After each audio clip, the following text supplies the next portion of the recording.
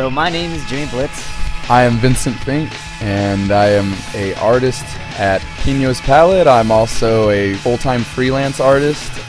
Well, you get a lot of things done today, don't you? Yeah, 24 hours doesn't even match up to you anymore. No, it doesn't. You know, actually, I always have a hard time fitting in things in a normal day schedule. So tell me a little bit about your current projects right now. Current projects, let's see here. Well, I'm doing a really cool project as far as my painting that everybody's really liking a lot. I'm getting a lot of good responses on my photo paint project, is what I call it, and it's pretty self-explanatory. It's just I'm taking photos that I find highly inspiring and I'm painting them. Yeah, it's been a really cool project though. It's been pushing my boundaries a lot. You know, been getting a lot more in depth into lighting. That's one of the things I'm focusing on with my photo paint. Is I really want to get dynamic lighting, and I want things to really start to kind of have that kind of dramatic effect and different colors of lights and just. On other subjects, so the whole point of us meeting today is for this workshop you have going on here at the Jomar Vision Studios, right? We've been working on these drawings here, showing to your camera there, right? And lots of fun stuff. Basically, you know, we went through a lot of drawings today, and it was a lot of fun. I didn't get to focus incredibly on my own drawings that you're looking at here, but I had fun with them. I was trying to walk around and make sure that everybody else was getting something out of it, you know. And so what was the main thing you kind of teaching the group here? I mean, we only had about like 2 hours to teach a class, and right. So you got a lot of material covered. Pretty quick when it comes to life drawing. Yeah, you don't have a lot of time in 2 hours to really go through everything. So I tried to cover the basics. I felt like this was a good time. You know, 2 hours. Within the first 30 minutes, I just covered, you know, your basic geometric shapes and how they relate to the body.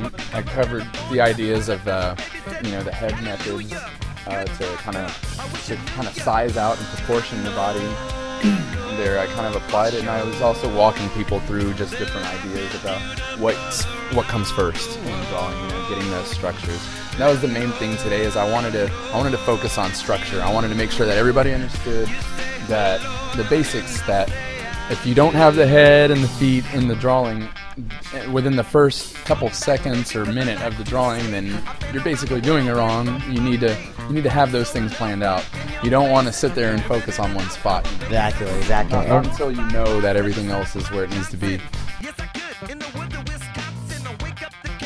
Then there's other projects that are, you know, totally out of this realm, you know, like out of the realm of real life photography. Then I have this whole fictitious fantasy kind of realm that I've created behind a piece that I'd seen in a dream at first, actually. So you're speaking about the Metamorphosis project, yes, the Lord Worm, right? Lord Worm, as a lot of people are learning to, it's known as. In case anybody doesn't know what I'm talking about, it's the Atlas Metamorphosis project that I've created, and it kind of goes through the different stages of an Atlas beetle's metamorphosis.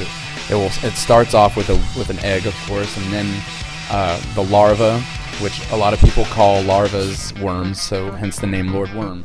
Because, like, you know, if you think about a larva, it doesn't sound too menacing. You know, like, as big of a larva it really is, all it is the big squiggly piece of turd out there. So you gave this guy, that could be pretty scary, though, you know. I don't know, man. Like, it doesn't really move that much. It's just really huge, takes up a lot of space. We don't know what to do with it. Right, and then it gives way to the next stage too, which I'm supposed to start soon, which is the King Pupa stage. King Pupa, and so basically you see the worm evolve, right? Yeah, into the pupa. Yeah, he metamorphosizes into the pupa stage, where basically the worm gets big and fat. He gets so big and fat, and he gets plump, full of all these fatty tissues and stuff. And then he, well, I don't want to go into too great a detail, but what happens is they kind of build a little hole, and they puke up a lot of the fat, and they use it to line the walls, and they make a nice little cocoon. And in the cocoon, they sit for quite a while, and they grow horns inside the cocoon, and that's where they really start to take their shape. It's a very interesting stage because it's kind of an incubation stage where the being itself is kind of asleep. It's like a long slumber, right? Right. You know, almost like a hibernation that a bear goes through, except for he's growing horns through his hibernation. And so I guess when he finally wakes up, we'll have Mothra on our hands. Something like that, yeah. Wow, a giant beetle is what we wind up with. I guess someone's got to come up with another metamorphosized monster to fight it, and then that would be kind of cool, epic That's battle. an interesting idea. You know, you might have just given me an idea because I was kind of wondering what I might do once I'm done with the Atlas metamorphosis. Maybe I'll. You would think about it, like, because I, the way I look at the first one, the Lord Worm running through the Chinese town, Right. it's like everybody seems to be worshiping this giant larva, you would Yes. say. And so it's Well, only right that somewhere across the country, there might be someone else who's trying to worship another bigger creature. Yeah. So when It's those not two that far-fetched when you look at human history and the way we praise and glorify our deities and stuff like that. It really is not that far out of the realm of possibility, or just the stretch of the imagination, I guess, rather.